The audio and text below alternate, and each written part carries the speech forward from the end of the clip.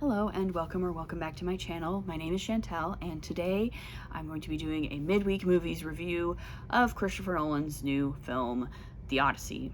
This is a particularly interesting film to me because I both enjoy the story of the Odyssey and Greco-Roman literature more broadly, and because I do also quite enjoy Nolan as a filmmaker.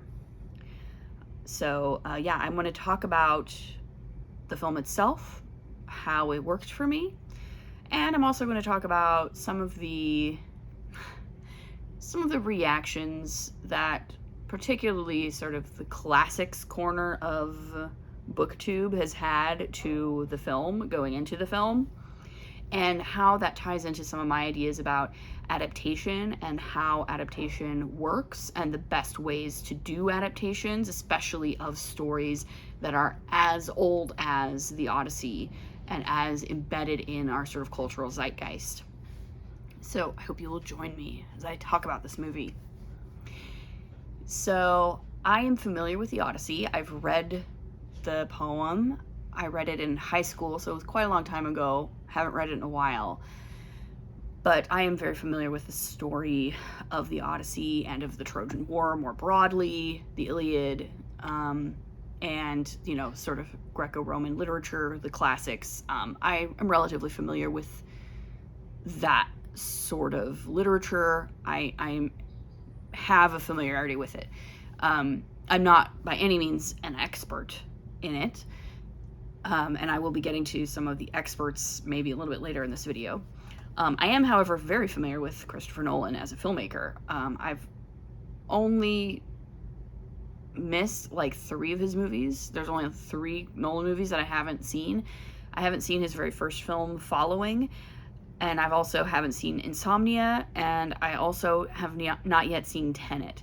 I will get to those eventually, but I've seen every other movie that he's ever made, most of them on like opening weekend, and I generally quite like him as a director. He's not perfect, certainly, no director is, but he has made some very good movies, and I have enjoyed all of the movies of his that I have seen.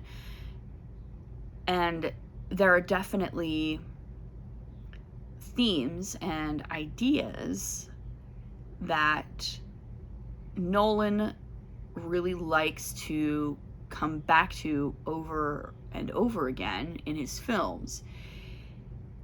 If you're not interested in those kinds of ideas, then Christopher Nolan might not be a filmmaker for you, because he is very interested in a number of certain specific ideas that he tends to revisit a lot in his movies. And if you're not into them, then you probably won't vibe with him, right? There's a certain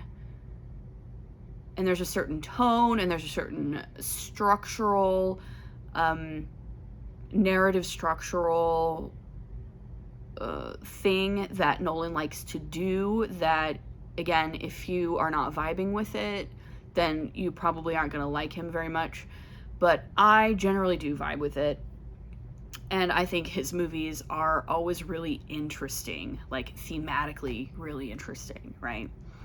And he's always toyed with ideas that come from the Odyssey. It's clearly been something that's been an influence on him for his whole filmmaking career. So it was interesting to me that it's now that he's decided to actually just straight up do an adaptation of the Odyssey, right? So that is interesting to me. So I will say, like, first of all, this is a really good movie. This movie is very, very good. I would highly recommend it in general. Like, if you like a good movie, you will like The Odyssey. It's well written, it's well acted, it's well shot, it's beautiful, the score is amazing. I think Ludwig Göransson is probably a shoo-in for for a second year in a row as best original score at the Oscars. I think it's kind of his Oscar to lose at this point. I think it's generally very well edited. There's a little bit of a rough patch at the beginning of the film where it's just kind of, it just feels a little rough. But once it settles into pace, you're really along for the ride, and it's a glorious ride. It's a real emotional roller coaster. It's often very tense, and it ends on this really melancholy kind of note that Nolan is very well known for, that I think fits incredibly well with the story that is being told here. So yeah, overall, I think that this is a really good movie, and you should probably watch it, and I would recommend watching it in the largest format that you can get. This is the first film ever to have been shot entirely with IMAX cameras. Nolan worked closely with the company, with IMAX, the company, to develop the technology to allow him to shoot the entire film in IMAX. And so if you can watch it, it's intentionally a very, like, physically large movie. And so if you can watch it in a large format like IMAX or 70 millimeter, I definitely recommend that. There are definitely some shots in this film that really emphasize the aloneness of being out on the sea in a boat with no land in sight, and is just water, water and sky as far as the eye can see. And there's some really great shots that really emphasize, like, how small it would feel to be in that situation, right? How small a person feels in that situation. Matt Damon is Odysseus in this film, and he gives an absolutely incredible performance. Matt Damon, I think, is a great actor, and I think working with Nolan really just brings everything. He brings everything to the table that he possibly can. He's owning it, and he is, he's racked with guilt and with uncertainty, even as he strides forward and does these really decisive kinds of actions. And it's incredible to watch. It really is a career-defining performance from Matt Damon. It's really, really good. Anne Hathaway is also exceptional as Penelope. I was riveted every time she was on the screen. She is wonderfully restrained, and when she finally unleashes her pent-up rage and sorrow, it is incredible to watch, just happening, like, on her face. It's really, really good. John Leguizamo gives a really fantastic, understated performance as well in this. Robert Pattinson is wonderfully villainous and evil and sneering as the sort of the lead suitor in the household while Odysseus is gone, and he's trying to, worm his way into convincing Penelope to marry him. It's a very good turn. Tom Holland is charmingly boyish as the son, and it's just really well done all around. I was riveted from start to finish, and this is not a short movie. This is almost a 3-hour long movie. I do want to talk a little bit about the kinds of reactions to this film that I've been seeing particularly from sort of classicists on YouTube. These are people who've devoted their lives and their careers to studying classical literature, Greco-Roman literature, and Homer in particular. And it's always interesting to me to see the way that people react to adaptations like this, which, Nolan is a decidedly modern filmmaker, and he's making a very modern adaptation for a very modern audience, and he has very modern interests, and ideas and concerns that he is thinking about as he makes this film, right? And so it's really interesting to me to see many of these videos that I've seen went up, well before the film even released. These have been going up for months now, that are just, classics professors reacting to the trailers and talking about how they don't think Nolan understands Homer or whatever. And it's always interesting to me to think about it in terms of this story, because the story is it's so old, right?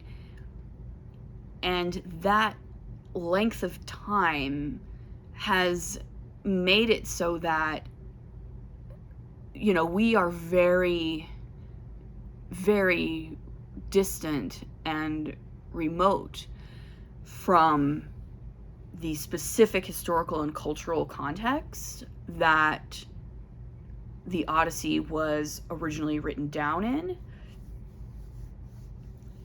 And I don't think that it's wrong when someone who's studied the classics their whole life says that Nolan doesn't understand it or whatever. It's very possible that they're right when they say that. I don't know that it's possible for someone who hasn't devoted their entire life to studying the classics in their historical context to understand the historical and cultural context of the classics. I also think that that's a little bit beside the point when we're talking about a modern film adaptation of this story, right? I think one of the main reasons why we still tell this story in the first place is because, not that we still have that same cultural context, because we very much don't, but there's something in the story that we still connect with, right? Even as modern people with our modern concerns. And there's something really compelling about this story that even over 2,000 years later, we're still telling it. We still want to tell it. We still want to know this story. And what that is might have changed over time, right? What that is might have changed over time. I think, it's very possible that the cultural context and the concerns of the ancient Greeks, when they were listening to the story of Odysseus being sung to them, which is how most of them would have known it, they probably did have very different concerns, and maybe they thought about it in a very different way than we think about the story today. I think that's very possible. I also don't think that's bad. I don't think that Christopher Nolan's interested in making a documentary about ancient Greece. I think he's interested in telling a story that has impacted him for all of his life. And he's interested in telling it in a way that will impact audiences in a profound way and make audiences think. And that, I think, is sort of the disconnect that I'm feeling between people who are, very invested in the language and the context of the original poem as it exists in the ancient Greek, and people who like the story and are more interested in letting it affect them emotionally today and not really worried too much about that historical and cultural context, right? So, for instance, Nolan's interest in the Odyssey, what I take from Nolan's film is this idea of violating norms, right? There's a fundamental breakdown of society when one chooses to violate norms in a really extreme kind of way. And that is at the basis, at the very heart of this story. And it's about the way that Odysseus feels about what he's done and the ways in which he's trying to, in some ways, take responsibility for what he's done because he is the originator of it, right? He is the one who thought of the idea of the Trojan horse, right? The whole, right? I cannot believe that, you know, if you're watching this video, you probably know the story of the fall of Troy and how that happened. And what it did was it involved a massive violation of cultural and religious norms, right? It was a trick. It was dishonorable. It dishonored the gods. It violated these sacred laws that were so important. It's the social contract, right? Odysseus has violated the social contract in a very profound way, and he knows it. And he is attempting to live with it. And perhaps on some level, he is attempting to atone for it, even as he sees the domino effect of his violation is spreading much wider, right? It's having a profound societal impact far beyond the walls of Troy. And it's not just affecting his own personal life, which it does very deeply and very profoundly, but it is also having a deep and profound effect on his entire civilization, because this norm has now been violated. Everyone is violating this norm, right? In the film, they call it the law of Zeus, right? It's basically the law of hospitality, right? Somebody walks into your home, and the law of Zeus tells you you need to provide them with hospitality. You need to feed them. You need to give them shelter. No questions asked. And then, you know, they may return the favor. They might tell you a story. They might be a god in disguise. You never know. That's why you have to do this, right? This is a very profound violation. And that is really interesting to me. Again, I think in our current cultural, political, historical context, Nolan's interest in the disastrous effects of what Odysseus does is, to me, the core of this film, and there's a reason why we don't see the full fall of Troy until almost the end of the movie, right? Another thing that Nolan really likes to do is he likes to play with chronology, and he likes to tell stories in a somewhat non-linear way, which of course is also true of the poem, the Odyssey, which is told also in sort of non-chronological order in certain ways. And so we're doing a lot of flashbacks, we're doing a lot of people narrating their own histories and their own perspectives on events, and that's really interesting to me too. And it all boils down to this, again, this effect, this civilizational effect that these norm violations, the violations of this very sacred religious law has had on this civilization, the ripple effect of it going outwards. And yeah, I think that's really interesting, and like, frankly, I don't know, nor do I really care that much if, like, that's what the ancient Greeks were interested in when they heard this story. I find that interesting. I certainly like to learn about the cultural and historical context of this story and what, like, the ancient Greeks listening to the story in 500 BC or whatever might have thought and might have believed or might have understood about the story. I think that's interesting for sure. But I also don't know that it's relevant to Christopher Nolan's film adaptation, right? What I'm interested in is it good? Is it a good movie? Is it an interesting movie thematically? And does it have a resonance for me personally right now in my current context? And for me, this film definitely did.